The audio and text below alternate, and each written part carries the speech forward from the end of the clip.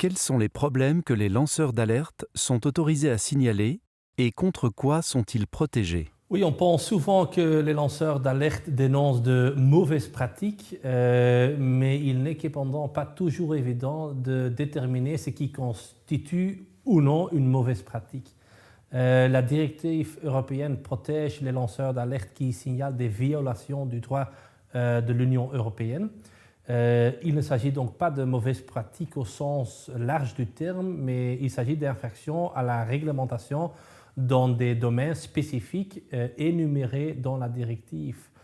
Sont donc notamment concernés les services financiers, les infractions aux règles sur les marchés publics, la prévention du blanchiment d'argent, la sécurité et la conformité des produits, la sécurité des transports et l'environnement, la santé publique et par exemple la protection des consommateurs, la vie privée, etc. Autant de sujets spécifiques pouvant faire l'objet d'une notification, mais qui sont donc énumérés dans la directive et dans la loi future belge. Il est en effet plus que probable que la Belgique reprenne directement de la directive l'énumération des faits susceptibles d'être signalés et aussi que la Belgique va étendre le scope aux infractions aux règles fiscales ou sociales. Le lanceur d'alerte bénéficie donc d'une protection s'il notifie des violations de règles liées à ces matières. Les conflits personnels, je pense aux plaintes type MeToo, plaintes concernant le style de leadership ou le harcèlement, n'entrent pas dans le champ d'application de la directive sur le lanceur d'alerte. Certains peuvent déjà être traités en Belgique par des personnes telles que le conseiller en prévention et la personne de confiance. Et moi, personnellement, je me demande dans quelle mesure cela ne pourrait pas être centralisé. Pour ma part, et je le ferai comme ça au sein de mon propre entreprise, je communiquais un point de notification central et j'attribuais les notifications aux personnes les mieux placées pour les traiter. Je suis personnellement convaincu que la réglementation liée aux lanceurs d'alerte, donc un canal de notification interne, permet au manager de mieux savoir ce qui se passe ou non dans son entreprise, pas nécessairement pour sanctionner, mais pour pouvoir corriger ce qui doit être corrigé.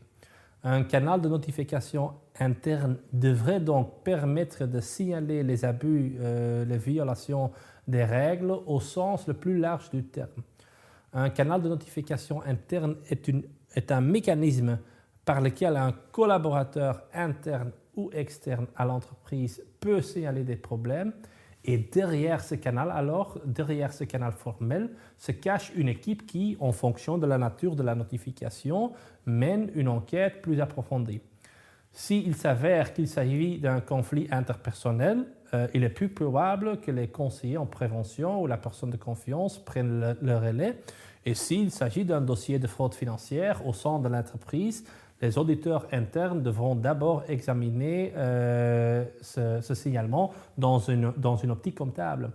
Mais pour qu'il soit aussi accessible que possible, les canaux de notification interne doivent accepter chaque infraction, qu'il s'agisse d'une violation des règles sur l'un des sujets mentionnés dans la directive ou la future loi belge, ou qu'il s'agit d'une violation des règles propres à votre entreprise.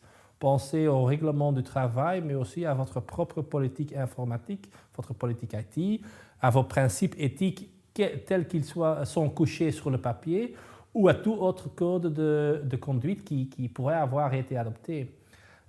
Spécialement à cet égard, nous parlons systématiquement d'infractions, mais il ne s'agit pas nécessairement d'infractions avérées. La directive sur les lanceurs d'alerte protège ces derniers et les personnes qui les assistent dans le processus de notification contre toute mesure de représailles à condition qu'au moment de la notification, ils aient eu une suspicion raisonnable qu'une infraction avait eu lieu ou était hautement susceptible d'avoir lieu ou qu'il y avait des tentatives de dissimulation d'une infraction.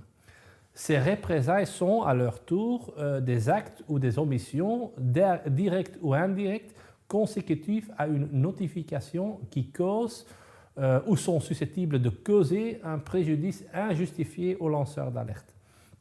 Ce n'est donc pas parce qu'une notification ne débouche pas sur une infraction avérée que le lanceur d'alerte ne doit pas être protégé.